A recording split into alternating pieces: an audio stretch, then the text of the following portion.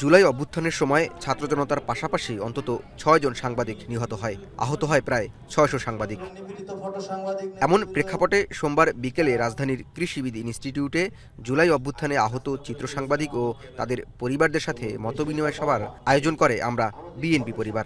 যে পরিবারগুলো গুম হয়েছে, খুনের শিকার হয়েছে, তাদের আগ্রহ, তাদের চিন্তা, তাদের এই যে আকাঙ্ক্ষা এই দলের প্রতি, এটা আমরা বিএনপি পরিবারের প্রতিই থাকবে এবং বিএনপি পরিবারের দায়িত্ব হলো তাদের পাশে থাকা এবং তাদের পাশে থেকে এই কাজগুলো করে যাওয়া। বিএনপির জ্যেষ্ঠ যুগ্ম মহাসচিব অ্যাডভোকেট রুহুল কবির রিজভী বলেন, আওয়ামী লীগ ফিরে এলে স্বাধীনতা সার্বভৌমত্বের কোনো চিহ্ন রাখবে না। শেখ হাসিনা অনুশোচনাহীন, গোটা আওয়ামী লীগই অনুশোচনাহীন বলেই তাদের কোনো লজ্জা শরম নাই। ভিন দেশের এক প্রধানমন্ত্রীর কাছে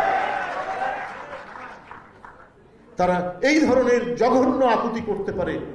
এরপরে ওদের দেশপ্রেম, এরপরে ওরা যদি কখনো কোনো দিক থেকে তারা যদি আবার দেশে এসে রাষ্ট্র ক্ষমতায় আসে, ওরা তো শেষ চিহ্নটুকু স্বাধীনতা, সার্বভৌমত্ব, গণতন্ত্রের কোনো চিহ্নই রাখবে না। এটা ওরা নিজেরাই প্রমাণ করেছে। ভার্চুয়ালি যুক্ত হয়ে প্রধান অতিথির বক্তব্যে দলের ভারপ্রাপ্ত চেয়ারম্যান তারেক রহমান বলেন, নির্বাচনে দেরি হলে ষড়যন্ত্রের ডালপালা ছড়াবে। যত দ্রুত জনগণকে ভোটের অধিকার ফিরিয়ে দেওয়া যাবে, তত দ্রুত দেশকে ধ্বংসের দ্বারপ্রান্ত থেকে ফিরিয়ে আনা সম্ভব হবে।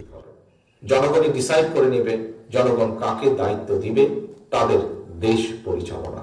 জনগণের দেশ পরিচালনার দায়িত্ব জনগণ তাদেরকে দিবে। কাজে এই বিষয়টিতে যত দেরি হবে, আমরা মনে করি, বিভিন্নভাবে ধারণা করি যে তাতে করে সমস্যা বাড়বে বই কমবে না। এ সময় আহত চিত্র সাংবাদিকদের আর্থিক সহায়তা প্রদান করার পাশাপাশি সার্বক্ষণিক পাশে থাকার প্রতিশ্রুতি দেন বিএনপির নেতাকর্মীরা। জাওয়াদ মাহমুদ, এখন, ঢাকা।